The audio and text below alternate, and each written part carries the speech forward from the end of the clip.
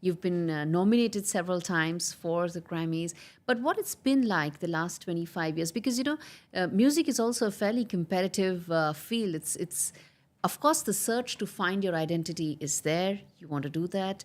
You want to probably isolate yourself from the noise. But at the end of the day, the arts as a field is also a very competitive space, isn't it? I didn't go into music to become an artist. I'd never imagined I'd make an album.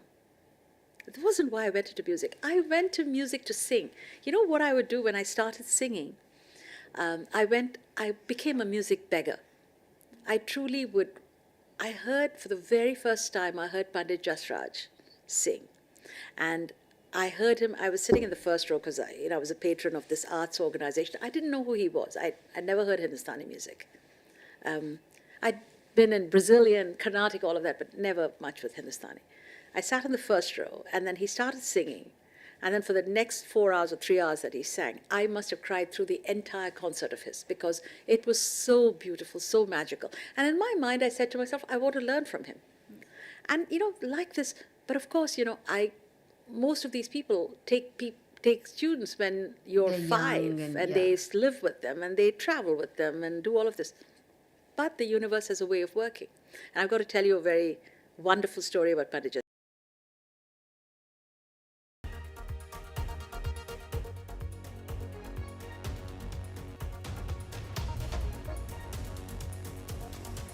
You are watching The World 24/7 on the NDTV network. I'm Parmeshwar Bava.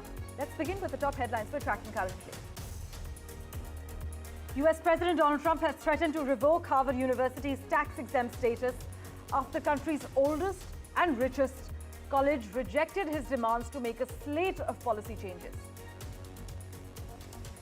The Chinese embassy in India has issued over 85,000 visas to Indian citizens between the 1st of January and April 9th this year, marking a significant step towards strengthening people-to-people ties between our two nations.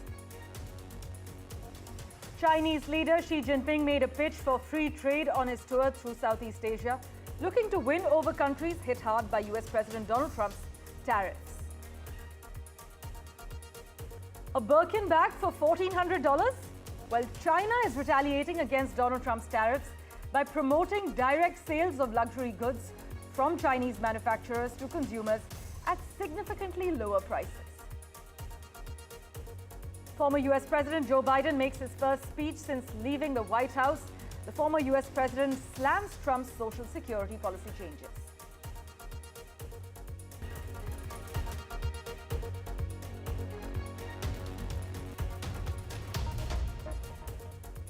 Our big focus.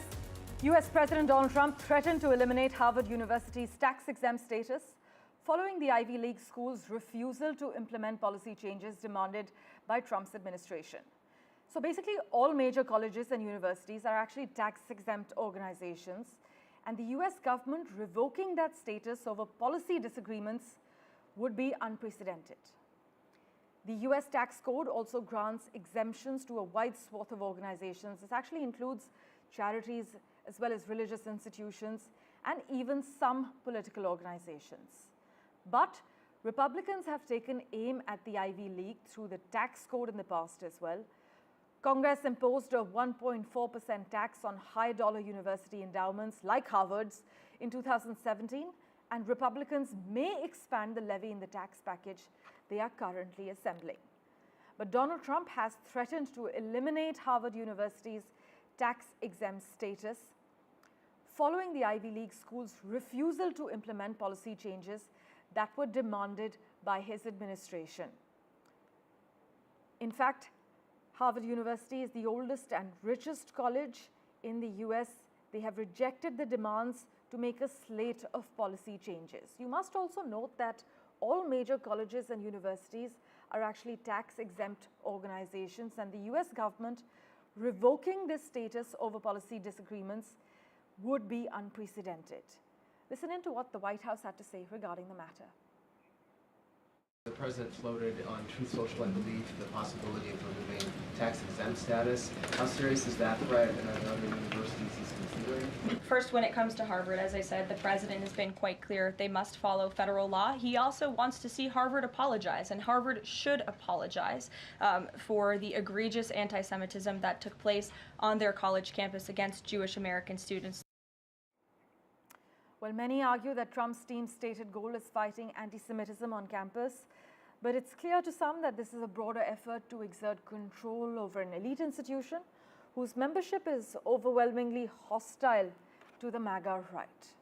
Well, with that, let's turn our attention to the other big headline coming out from the United States. A top advisor of Defense Secretary Pete Hegseth was escorted from the Pentagon as part of an investigation into an unauthorized disclosure of sensitive information.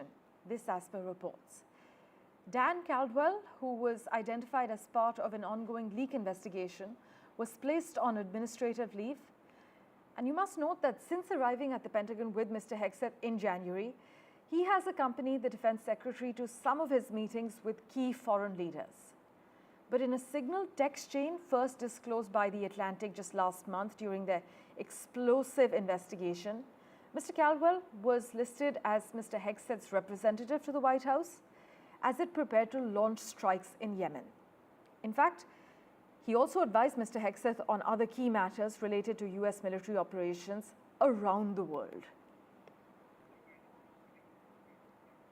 By the way, in his first major public appearance since leaving the White House, former US President Joe Biden accused his successor Donald Trump of causing deep harm to the Social Security Administration. Speaking at a national conference for disability advocates, Joe Biden said that Trump had taken a hatchet to the agency, which provides benefits to tens of millions of Americans. Just listen in to the former US president's remarks. Fewer than 100 days, this new administration has done so much damage and so much destruction. It's kind of breathtaking it could happen that soon. They've taken a hatchet to the Social Security Administration, pushing an additional 7,000 employees, 7,000 out the door in that time, including the most seasoned career officials. Now they're getting ready to push thousands more out the door. Already we can see the effects. For example, thousands of people use the Social Security website every single day to check on their benefits and submit their claims. But now, the technology division of the Social Security Administration has been cut in half. And so the website's crashing. People can't sign on to their accounts. Well, let's switch tracks now. External Affairs Minister Dr. Jaishankar has said the 2008 Mumbai terror attacks were a turning point in the country's relationship with Pakistan, triggering a widespread collective feeling among citizens that such actions from a neighboring nation could no longer be tolerated. The minister also commented on Pakistan's role in Afghanistan, accusing it of playing a double game during the presence of United States and NATO forces. And in terms of India's strategy, turning to future trends, Dr. Jaishankar said the coming decade would focus heavily on emerging technologies. So the next 10 years will be the era of artificial intelligence, electric vehicles, space exploration, drones, and nanotechnology. This is what our External Affairs Minister has said. Listen in. I would say the 26/11 Mumbai terrorist attack, I would regard it in many ways as the turning point. I think that was when Indian public opinion across political parties, average Indians said, this is now too much. The country cannot accept this kind of behavior from a neighbor. If you see after 2014, when the government changed, this message has been very firm with Pakistan, which is that terrorism, if acts of terrorism are committed, there will be consequences. Well, in other news, Hamas is said to have rejected an Israeli proposal for a 6-week ceasefire in Gaza, which called for the armed group to give up its weapons. In fact, a senior Palestinian official familiar with the talks said the plan gave no commitment to end the war or for an Israeli troop pullout. In fact, the key Hamas demands in exchange for releasing half of the living hostages which it holds. This actually comes as Israel continues its military offensive in Gaza. My colleague Mohammed Ghazali has been tracking all the finer developments. Listen into his report. As far as the situation in Israel-Palestine conflict is concerned, Hamas has yet again rejected a ceasefire proposal which was proposed by Israel, which called for 45-day truce in the war, a temporary pause in the war. Israel had also committed that it will release 66 Palestinian prisoners if Hamas releases 5 Israeli hostages. But what Hamas has objected to is that there has been no Israeli commitment that it will fully withdraw from the Gaza Strip, as well as it will stop the aerial bombardments which have been going on for the last 1.5 years. So as of now, the situation still remains tense because Israel has been striking the medical facilities, drawing global condemnation from multiple agencies and governments across the world. Israel continues with its aerial strikes, saying that we are only targeting the Hamas hideouts, calling that we are using precision bombs to do that, but the civilian casualty has been very high since Israel broke the ceasefire in Feb earlier this year. So we'll have to see that whether all this which is happening in Middle East right now, especially between Israel and Hamas, whether the external powers and external stakeholders, the peacemakers like Qatar, Egypt, United States, whether they will be able to achieve a ceasefire in coming days. In other crucial news, well, consider this. Tens of thousands are reportedly dead. Hundreds of thousands of people face famine, and almost 13 million people have been displaced, 4 million of those to neighboring countries. These are real consequences for Sudan's 51 million people, and they have been devastating. Sudan is suffering from the largest humanitarian crisis globally, and its civilians are continuing to pay the price for inaction by the international community, inaction on the UN's front and the NGOs as well, as they try hard to kind of help more than 30 million people who are in need of humanitarian assistance, that this, as the country's civil war enters its 3rd year. For further clarity on the prevailing conditions in Sudan, we have with us at the moment Holly McKay. Holly, as always, thanks so much for making time for us and joining us on NDTV. It's the largest humanitarian crisis, as we understand, the largest displacement crisis, the largest hunger crisis. Would you say Sudan is now worse off than ever before? Absolutely. I was actually recently in the region. I was in the Darfur region of Sudan. And of all my years of covering wars around the world, this is probably the worst situation that I have ever seen in terms of the poverty that people have to live in, the devastation, the lack of resources, the lack of food, the lack of basic sanitation. And in many cases, because men in families are targeted, the women are left completely on their own to raise children with absolutely nothing. And there really isn't the help, there isn't the willingness from the international community, and the scale of the problem just continues to get worse by the day, especially the war crimes that people have experienced. Just the level of absolute inhumanity is really hard to wrap your head around. Holly, do you agree we don't see the level of international attention on Sudan as we do for other crises? And why do you think this is the case? Unfortunately, I think that is the case with Africa at large. I think that so many atrocities have happened there, whether that's just apathy, turning away. I know living here in Washington, D.C., there's a huge focus on what's happening in the Middle East and Ukraine, but what is happening in Africa, in Sudan, in Congo is absolutely worthy of attention, and it simply does not get it. And that is one of the very frustrating aspects of the work that I do, is because you bear witness to these things and the importance of telling these stories, and it just doesn't get the attention that it absolutely deserves. And I really think in cases like these, the US has not only mechanisms to support the humanitarian aspect, but to put pressure on countries that are sending weapons to these militia groups. And that is how the first step in stopping some of these atrocities. Well, Holly, as always, thanks so much for joining us. With what the situation is like on ground zero, we will, of course, revert to you for regular updates regarding the humanitarian crisis in Sudan. Meanwhile, Ukraine's military has said it has struck the base of a Russian missile brigade behind the devastating Palm Sunday attack on Sumy. Russia's missile and bomb attack on Sumy over the weekend, as we had reported, had killed 35 people and injured at least 119 others.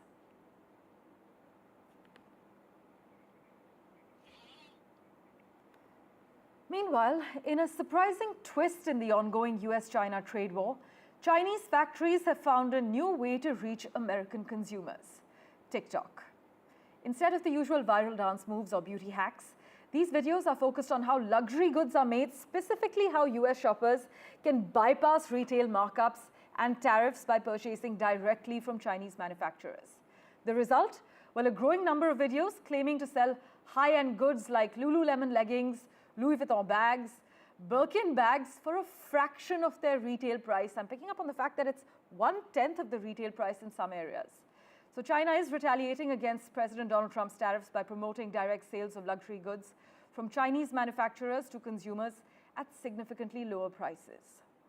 These products range from handbags to cosmetics, with prices notably lower than retail. And on X, many American TikTok users, like the video playing out on your screen at the moment, they've shared these videos from Chinese suppliers showcasing high-quality products made for luxury brands like Hermes and Louis Vuitton. And these suppliers offer direct sales to consumers at a fraction of the retail price, often sometimes without the brand logos as well.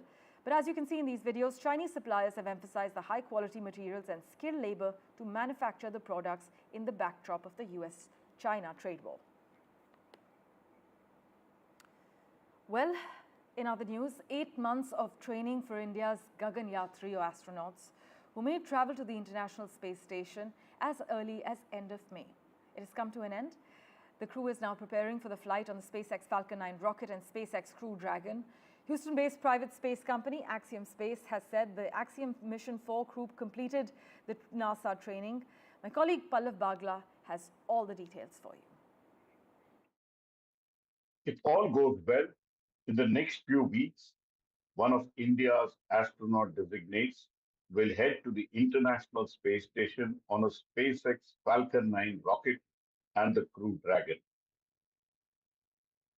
India has hired a seat on the SpaceX Crew Dragon on the Axiom 4 mission being piloted by astronaut designate Group Captain Subhanshu Shukla. Axiom Space is a private space endeavor based in Houston, and they have announced that the training for the astronauts is now over, and now they are waiting for the green signal to take the flight to the International Space Station. India has sent 2 astronaut designates, Group Captain Subhanshu Shukla and Group Captain Balakrishnan Nair, for this mission. India is spending close to $60 to $70 million for this single seat on the Axiom 4 mission. The astronauts will perform 7 Indian experiments at the International Space Station on this fortnight-long mission. The Space Laboratory offers microgravity research of the best kind. The Indian Space Research Organization is saying the Axiom 4 private space mission is a stepping stone for India's Gaganyaan mission. In New Delhi, Pallav Bagla for NDTV. Meanwhile, medical experts have now officially recognized a lesser-known diabetes known as type 5 diabetes. There are an estimated 20 to 25 million people worldwide, mainly in Asia and Africa, afflicted by this form of the disease. Well, not all forms of diabetes are caused by sugar. Some are caused by hunger, and now, after decades in the shadows, a deadly but little-known form of the disease has finally been recognized. The International Diabetes Foundation has officially named it. It's called type 5 diabetes, also known as malnutrition-related diabetes. This isn't your usual type 1 or type 2. It's not caused by obesity. It's not triggered by lifestyle choices. Type 5 diabetes hits the most vulnerable. They're malnourished teenagers and young adults, especially in low and middle income countries like India. An estimated 2 to 2.5 crore people worldwide could be living with this condition, most of them in Asia and Africa.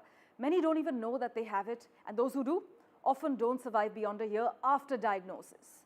So why exactly is it so dangerous? Well, experts say that it defies what we think we know about diabetes. These young patients don't respond to insulin, the usual go-to treatment. In fact, insulin can sometimes make their condition worse. Doctors have been puzzled for years, and for years, this form of diabetes had no clear classification, no global recognition, and no focused research. In a sense, it was invisible. But that's changing now, thanks to the groundbreaking work of Dr. Meredith Hawkins, a researcher from the Albert Einstein College of Medicine. She began connecting the dots 2 decades ago after hearing similar stories from doctors across the developing world, patients who were thin, young, diabetic, and dying. In 2010, she founded the Global Diabetes Institute, and now, after years of research, advocacy, and global collaboration, the disease has a name and recognition. But you must know that this is more than just a label, it's a lifeline. With official recognition from the IDF, governments, researchers, and health systems can finally begin the work of diagnosing, treating, and hopefully saving lives, especially here in India, where malnutrition and diabetes can often overlap in silence. For too long, these patients were misdiagnosed, mistreated, and misunderstood. Now, with type 5 diabetes finally on the map, the global health community has a chance to catch up with science, with compassion, and with urgency. Because in that battle against diabetes, it's not just about sugar. Sometimes it's about survival. Well, news and updates continue in a moment, right after this very short commercial break. Do stay tuned.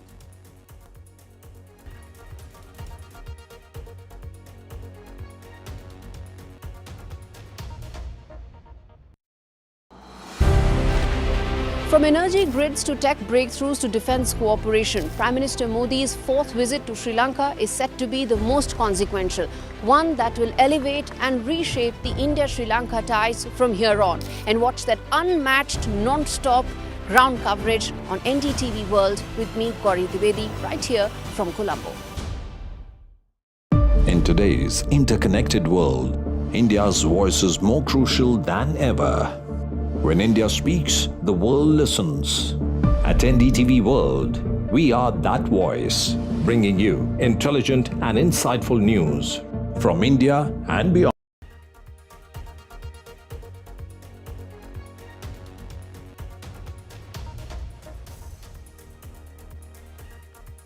Well, Donald Trump threatened to eliminate Harvard University's tax-exempt status following the Ivy League school's refusal to implement policy changes demanded by his administration.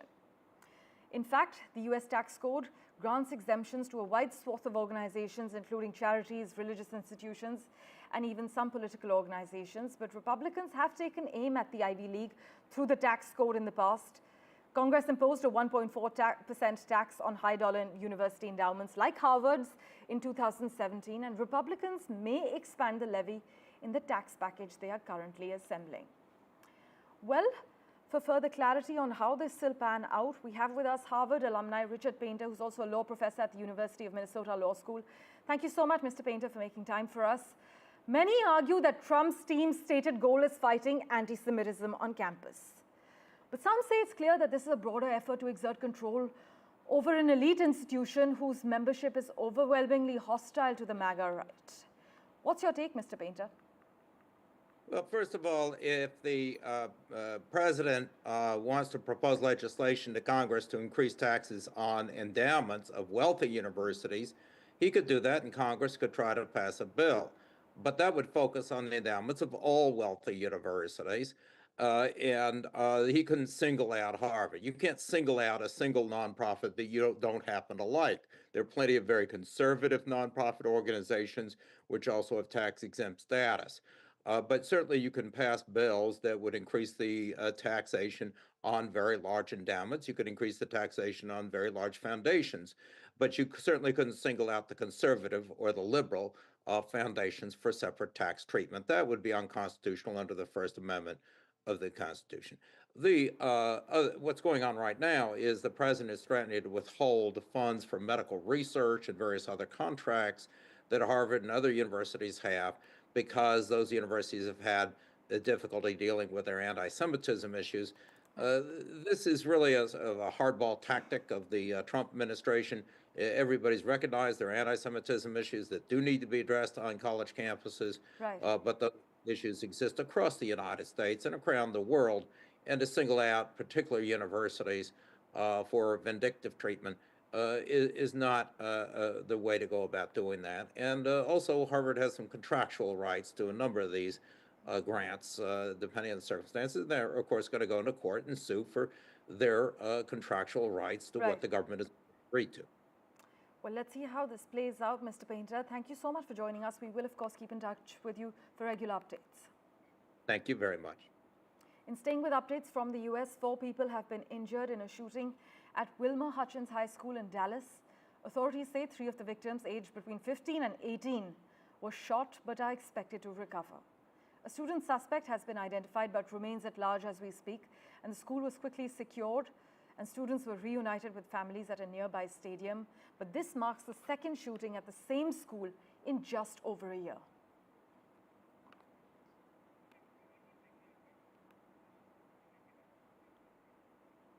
Meanwhile, a federal judge in the US has sharply criticized Trump administration officials for failing to act on a Supreme Court order to bring back a Salvadoran man deported last month.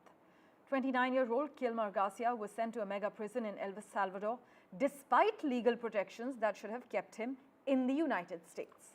While the Supreme Court said the US must facilitate his return, the Department of Homeland Security now says he would be detained if he tries to re-enter. The Trump team defends the deportation, citing alleged MS-13 gang ties, which his family has firmly denied. Let's turn our attention now to Singapore. Well, Singapore will head to the polls on the 3rd of May in what will be the first electoral test for its new Prime Minister, Lawrence Wong. This election campaign, which lasts just 9 days, is expected to be dominated by the rising cost of living, housing needs, jobs, and a growing demand for healthcare amid an aging population there. Voters are widely expected to return the ruling People's Action Party to power. In fact, the PAP has won every election since Singapore was granted self-rule by the British in 1959. The country's last election in 2020 saw the opposition Workers' Party secure 10 seats, which was the biggest victory for the opposition since Singapore gained independence back in 1965. In other news, Carlo Acutis, a British-born Italian boy who built websites to spread his faith, will be proclaimed the Catholic Church's first saint of the millennial generation this month, elevating him to the same level as Mother Teresa.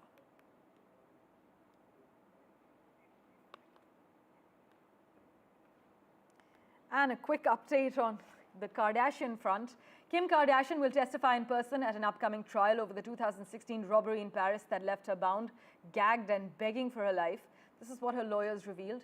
Reports state that Kardashian will take the stand on the 13th of May in a trial that's set to run from the 28th of April to the 23rd of May, according to a provisional schedule. Thank you for investing your time and watching this edition of The World 24/7. As always, we'll keep tracking the latest updates for you. Do stay tuned.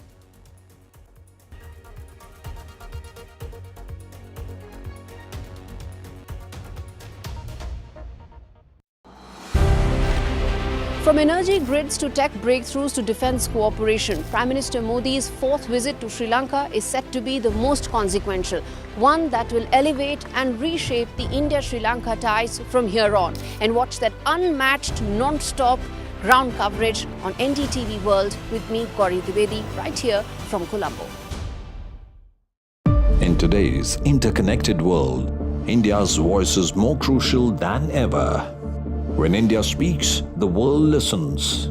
At NDTV World, we are that voice, bringing you intelligent and insightful news from India and beyond. From geopolitics and diplomacy to economic shifts, migrations, tech disruptions, and the stories of our diaspora. We cover the news that shapes our global future. NDTV World, your new home for global news, is here. From interesting tech startups to industry-leading companies, politics, sports, culture, curry, cricket. Oh, there's so much to talk about. Like me, if you too thrive on interesting conversations, this is a show you cannot miss. Watch this space to know more about all matters and all people that make Britain what it is today. Out of Britain, with me, Radhika Iyer.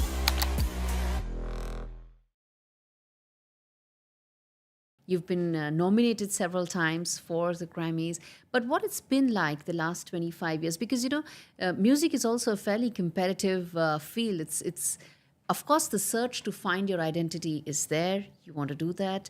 You want to probably isolate yourself from the noise. But at the end of the day, the arts as a field is also a very competitive space, isn't it? I didn't go into music to become an artist. I'd never imagined I'd make an album. That wasn't why I went into music. I went to music to sing. You know what I would do when I started singing? I became a music beggar. I truly would